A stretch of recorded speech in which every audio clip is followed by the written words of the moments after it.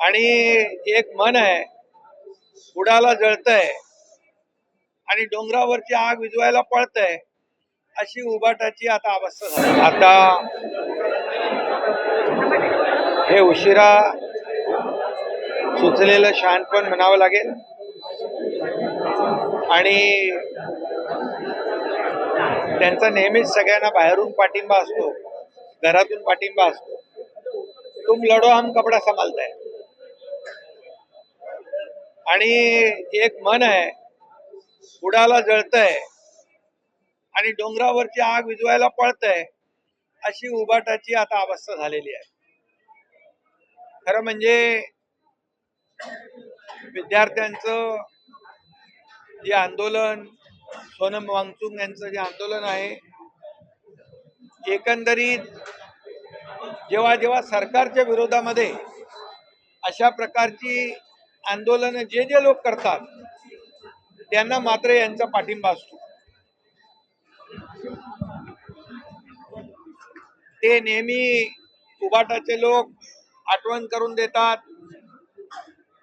श्रीलंकेमध्ये हे झालं, नेपाळमध्ये हे झालं, लोक रस्त्यावर उतरली, आणखी कुठंतरी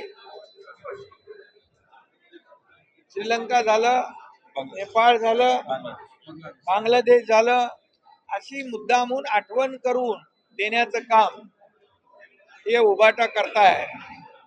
आणि आता त्यांना वाटतंय की हे जे काय आंदोलन जे सुरू आहे देशव्यापी, त्यामध्ये आपली पोळी कशी भाजून घेता येईल अशा प्रकारचं खालच्या थराचं राजकारण करण्याचा हेतू त्यांचा आहे.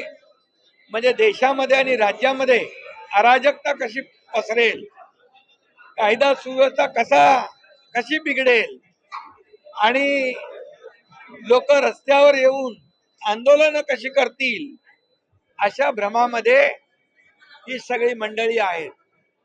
खरं म्हणजे बांगलादेश असेल, श्रीलंका असेल, नेपाळ असेल, तिथली आर्थिक परिस्थिती रसातळाला गेली होती.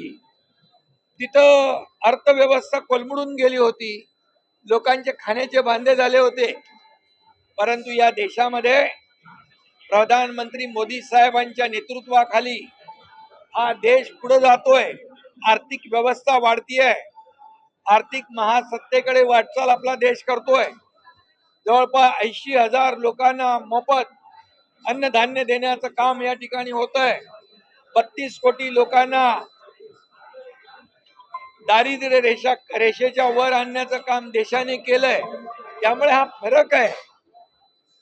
इतर देशामध्ये झालेला अराजकता पसरलेली ती या देशामध्ये किंबहुना या राज्यामध्ये परिस्थिती उलटी आहे.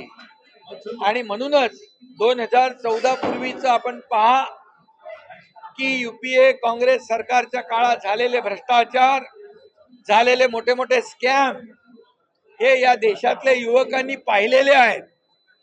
आणि म्हणून 2014 नंतर या देशातला युवा वर्ग हा प्रधानमंत्री मोदीजींच्या सोबत आहे, आजपर्यंत आहे. 2014 नंतर झालेली देशाची प्रगती तो युवा पाहतोय. मिळणाऱ्या हाताला नोकऱ्या, मिळणारं काम हा युवक पाहतोय. आणि म्हणूनच याची पोटदुखी जी आहे, आणि म्हणून हा युवा जो आहे हा देशाच्या प्रधानमंत्री नरेंद्र मोदीजी जे या देशाला पुढे नेत आहेत त्यांच्या बरोबर साथीने हा पुढे चाललेला आहे. आणि म्हणून मोदीजींनी अनेक निर्णय घेतले. युवक, गरीब, शेतकरी, महिला हे 4-5 वर्ग जे आहेत या वर्गांना न्याय देण्यासाठी अनेक योजना सुरू केलेल्या आहेत. त्यामुळे हे जे काही यांच्या मनामध्ये आहे की देशामध्ये अराजकता पसरली पाहिजे, देशामध्ये कायदा सुव्यवस्था बिघडली पाहिजे, आणि म्हणून हे जे काय आहे हे लोकांना प्रोवोक करण्याचं काम, भडकवण्याचं काम या ठिकाणी करतायत. परंतु त्यांच्या प्रयत्नांना यश कधीच येणार नाही.